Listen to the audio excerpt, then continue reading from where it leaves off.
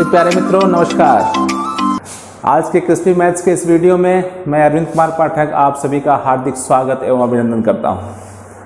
आज के इस वीडियो में मैं एक बहुत इंटरेस्टिंग चीज़ लेकर आया हूं आप लोगों के लिए, और मज़ेदार भी है और आप लोगों के लिए फ़ायदेमंद भी है। ठीक है, कॉम्पिटिटिव एग्ज़ाम्स में जो हमको थोड़ा सा स्पीड चाहिए कैलकुलेशन करने के लिए, उस स्पीड को मेंटेन करने में ये हमारी काफ़ी मदद करेगा। ठीक है, तो आइए आगे बढ़ने से पहले मैं आप लोगों से ये रिक्वेस्ट करूँगा कि आप इस जो भी चैनल पे इस चैनल पे नए हों उसे सब्सक्राइब करें। ठीक है, बेल आइकन का बटन ज़रूर दबाएँ, और जिन लोगों ने सब्सक्राइब किया है, जिन्होंने अपना प्यार मुझे दिया है, उन लोगों को बहुत बहुत धन्यवाद मेरी तरफ से। आइए आज हम लोग बात करेंगे घनमूल पे, है ना। घनमूल यानी क्यूब रूट, है ना। क्यूब हम लोग जानते हैं, ठीक है। जैसे हम देखिए क्यूब की बात कर लेते हैं। जैसे 2 का क्यूब निकालना है हमको, है ना। तो 2 का क्यूब निकालना है तो देखिए यहाँ पे हमारा 2 × 2 × 2 हो गया, यानी 8 आ गया। तो अब 8 का क्यूब रूट जो होगा, क्यूब रूट का सिंबल देखिए यहाँ पे है 3 होता है। वैसे स्क्वायर रूट का सिंबल तो ऐसे ही हो जाता है, कुछ नहीं लिखते हैं 2 मान लेते हैं, लेकिन क्यूब रूट लिखे हैं तो ये होगा। तो क्यूब रूट ऑफ 8 आपका 2 होता है ना। इसी तरह से क्यूब रूट निकालने का तरीका तो हम लोग पहले भी पढ़ चुके हैं कि हम इसको प्राइम फैक्टराइज करेंगे, और प्राइम फैक्टराइज करने के बाद 3 का पेयर बनाएंगे, 3 के पेयर में से एक बाहर निकालेंगे और उनको मल्टीप्लाई कर लेंगे, वो हमारा निकल जाएगा। ठीक है, क्यूब रूट निकल जाएगा। लेकिन यहाँ मैं आपको एक शॉर्टकट तरीका बताने की कोशिश कर रहा हूँ, ठीक है, जिसको हम आसानी से बहुत तेजी से, देखिए कोई भी चीज़ प्रैक्टिस करने पे ही आएगी। शुरू में आपको लगेगा कि कुछ टफ है, लेकिन तब भी वो आसान है, स्पीड मेंटेन करने के लिए बहुत आसान है। देखिए मैं शुरू कर रहा हूँ, ठीक है। उसके लिए सबसे पहले एक चीज़ हम लोग को जानना बहुत ज़रूरी है, या ये मैं पहले एग्जाम्पल लेके ही कर लेता हूँ। देखिए जैसे आपका एक मैं एग्जाम्पल ले लेता हूँ, जैसे ये 1331, ठीक है। ये हमारा यहाँ पे जो टॉपिक होगा वो होगा घनमूल, ठीक है, क्यूब रूट, ठीक। 1331 यानी 1331 है।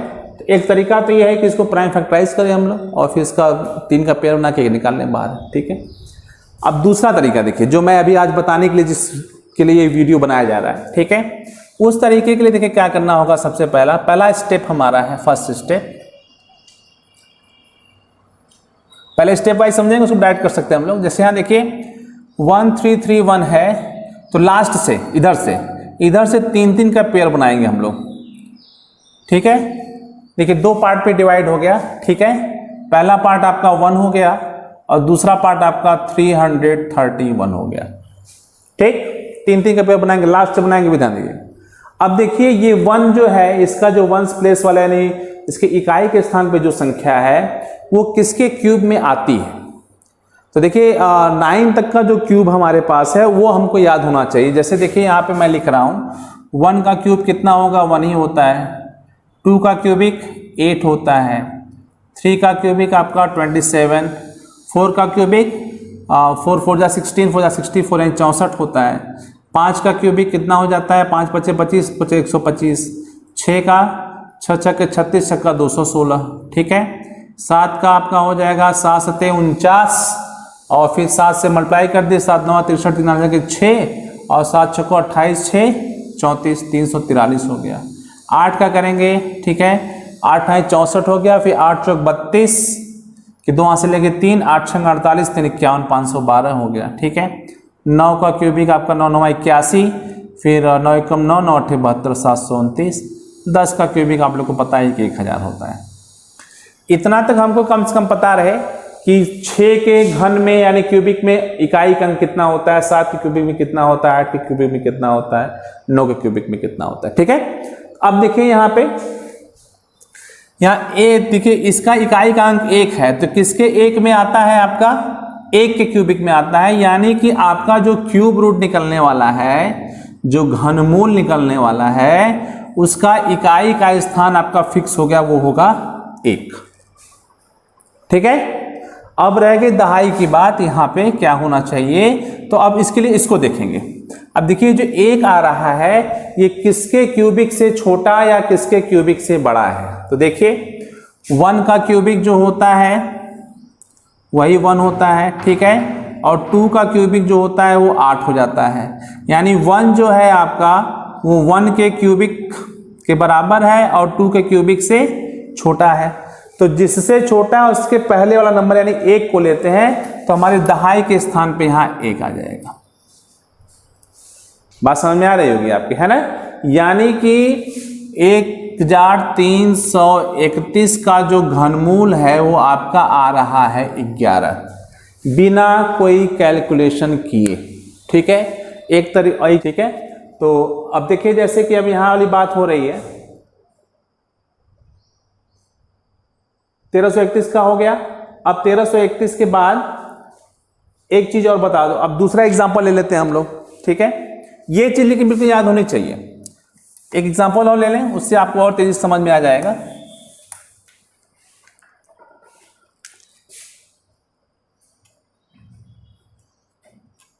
$32,768 इसका आपको घनमूल निकालना है। ठीक है ना।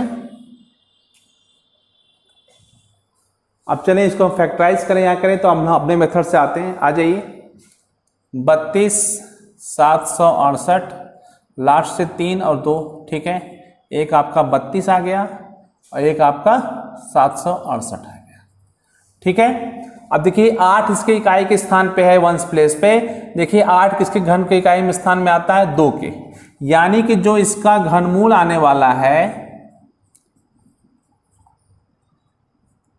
उसका इकाई का स्थान फिक्स हो गया, वो क्या है हमारा 2 है। अब रह गई दहाई वाली बात। दहाई पे कितना 32 हमारा आ रहा है। अब 32 देखिए किसके क्यूबिक के बीच में आएगा, देखिए 27 और 64 के बीच में, है ना।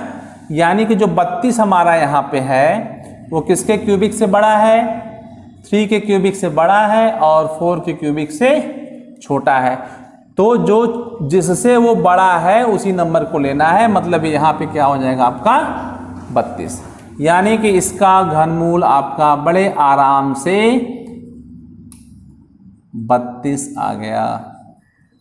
है कि नहीं आसान, मजा आ रहा है ना। आइए एक एग्जांपल और देखते हैं हम लोग इस पे।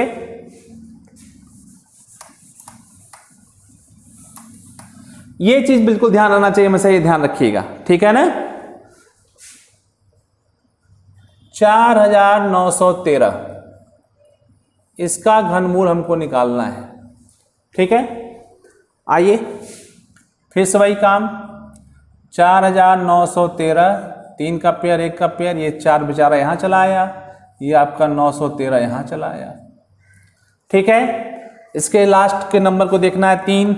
3 किसके घनमूल में घर में आता है, 7 के घन में आता है। यानी कि जो इसका घनमूल आने वाला है उसका इकाई का स्थान हमारा पहले से आ गया, यानी वो कितना है 3 है।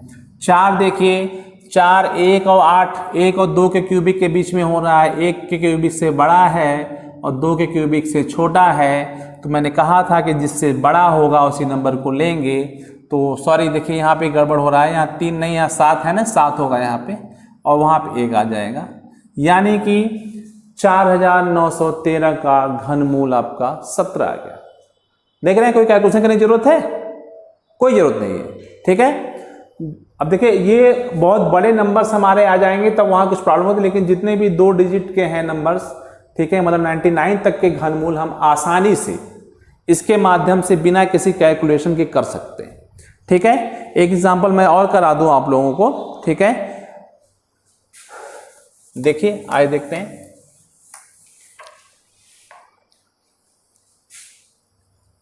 $42,875 इसका घनमूल निकालना है।